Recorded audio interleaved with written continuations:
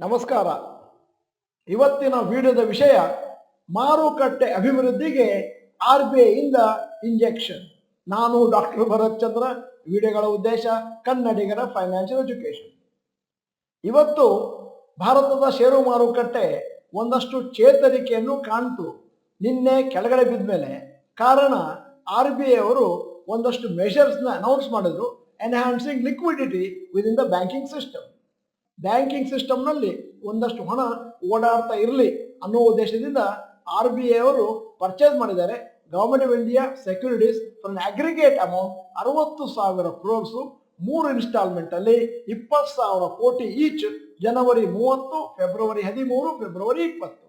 ಅಂದ್ರೆ RBI ಅವರು government securities ಅನ್ನ ಪರ್ಚೇಸ್ ಮಾಡ್ತಾ ಇದ್ದಾರೆ ಬ್ಯಾಂಕ್ಗಳಿಂದ.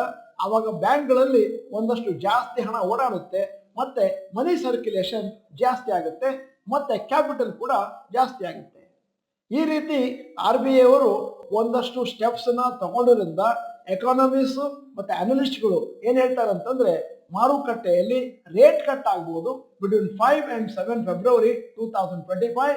ಮತ್ತೆ ಇಲ್ಲಿಯವರೆಗೆ RBI ಅವರು ಇಂಟ್ರೆಸ್ಟ್ ರೇಟ್ ನ ಯಥಾವತ್ತಾಗಿಟ್ಟಿದ್ದಾರೆ 6.5% ಸಿನ್ಸ್ ಫೆಬ್ರವರಿ 2023. ಒಟ್ಟಾರೆ ಹೇಳುವುದಾದ್ರೆ RBI ಅವರು ಅಂದಾಜು 1.5 lakh ಕ್ರೋರ್ಸ್ ನ ಬ್ಯಾಂಕಿಂಗ್ ಸಿಸ್ಟಮ್ ನಲ್ಲಿ ಇಂಜೆಕ್ಟ್ ಮಾಡ್ತಾ ಇದ್ದಾರೆ.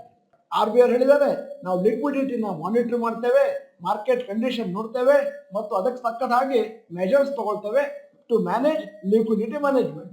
ಅಂದಾಜು ಮಾರುಕಟ್ಟೆಯಲ್ಲಿ ಬ್ಯಾಂಕಿಂಗ್ ಸಿಸ್ಟಮ್ ನಲ್ಲಿ ಒಂದು ಡಿಫಿಸಿಟ್ ಆಗಿತ್ತು 3 ಲಕ್ಷ ಕೋಟಿ ಕಳೆದ ವಾರ. ಈಗ ಅದನ್ನ RBI ಅವರು ಸರಿ ಮಾಡಲಿಕ್ಕೆ ಪ್ರಯತ್ನ ಮಾಡ್ತಾ ಇದ್ದಾರೆ. ಈ ಕಾರಣದಿಂದಾಗಿ ಇವತ್ತು ಬ್ಯಾಂಕಿಂಗ್ ಅಂಡ್ ಫೈನಾನ್ಸ್ ಷೇರುಗಳಲ್ಲಿ ಒಂದಷ್ಟು ಚೇತರಿಕೆ ಕಂಡುಬಂತು.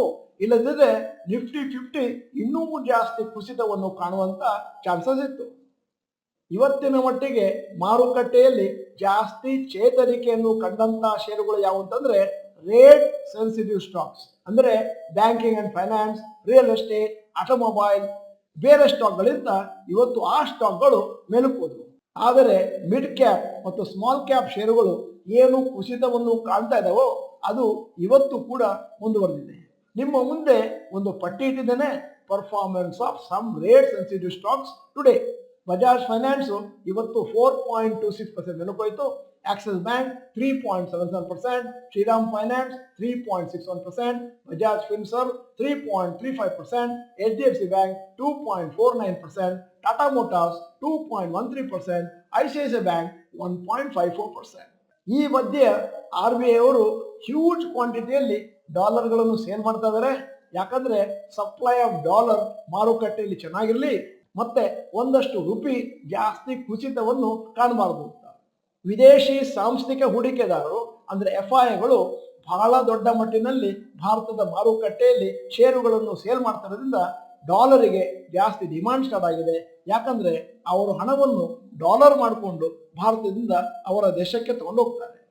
RBI ಅವರು ಲಿಕ್ವಿಡಿಟಿ ಜಾಸ್ತಿ ಮಾಡ್ಲಿಕ್ಕೋಸ್ಕರ ಅಂದ್ರೆ ಹಣದ ಸರ್ಕ್ಯುಲೇಷನ್ ಅನ್ನು ಭಾರತದಲ್ಲಿ ಜಾಸ್ತಿ ಮಾಡ್ಲಿಕ್ಕೋಸ್ಕರ ಅದೇನೇನು ಸ್ಟೆಪ್ಗಳನ್ನು ತಗೊಳ್ತಾರೋ ಅದರಿಂದ ಒಂದಷ್ಟು ರಿಡಕ್ಷನ್ ಆಗ್ಬೋದು ಮಾರುಕಟ್ಟೆ ಕುಸಿತ.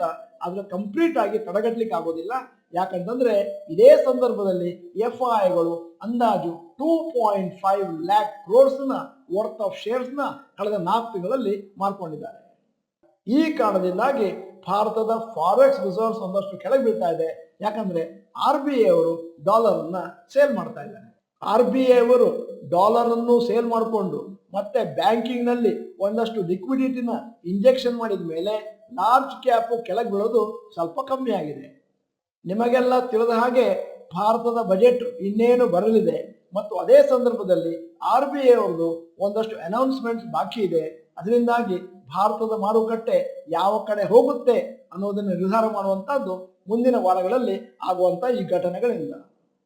ಅಕಸ್ಮಾತ್ ಅಮೆರಿಕದ ಮಾರುಕಟ್ಟೆಯಲ್ಲಿ ಏನಾದರೂ ವೀಕ್ನೆಸ್ ಬಂತು ಮತ್ತೆ ಮಾರುಕಟ್ಟೆ ಕುಸಿತವನ್ನು ಕಾಣ್ತು ಅಂತಂದ್ರೆ ಅದು ಭಾರತದ ಷೇರು ಮಾರುಕಟ್ಟೆಗೆ ಮಾರಕವಾಗಲಿದೆ. ವಿಡಿಯೋದ ಕೊನೆಯಲ್ಲಿ ಇವತ್ತಿನ ವಿಡಿಯೋಗೆ ಸಂಬಂಧಪಟ್ಟ ಹಾಗೆ ಒಂದು ಪ್ರಶ್ನೆ ಕೇಳ್ತಾ ಇದ್ದೇನೆ. ನಿಮ್ಮ ಪ್ರಕಾರ ಸರ್ಕಾರದವರು ಸರಿಯಾದ ಸ್ಟೆಪ್ಸ್ ಅನ್ನು ತಗೊಳ್ತಾ ಇದ್ದಾರಾ to revive the slowdown in the economy? Yes ಅಥವಾ ನೋ ಅಂತ ಟೈಪ್ ಮಾಡಿ. ನೀವು doctor Bharat Chandra institute Kannada channel member ಅಲ್ಲ ಅಂತಂದ್ರೆ ಇದೀಗ ಸಮಯ. ಸಬ್ಸ್ಕ್ರಿಪ್ಷನ್ ಬಟನ್, ಬೆಲ್ ಐಕಾನ್ ಒತ್ತಿ. ವಿಡಿಯೋ ಚೆನ್ನಾಗಿದ್ರೆ ಲೈಕ್ ಬಟನ್ ಒತ್ತೋದನ್ನು ಮರಿಬೇಡಿ. ವಿಡಿಯೋನ ಸಂಪೂರ್ಣವಾಗಿ ನೋಡಿದ್ದಕ್ಕೆ ಧನ್ಯವಾದಗಳು. ನಮಸ್ಕಾರ.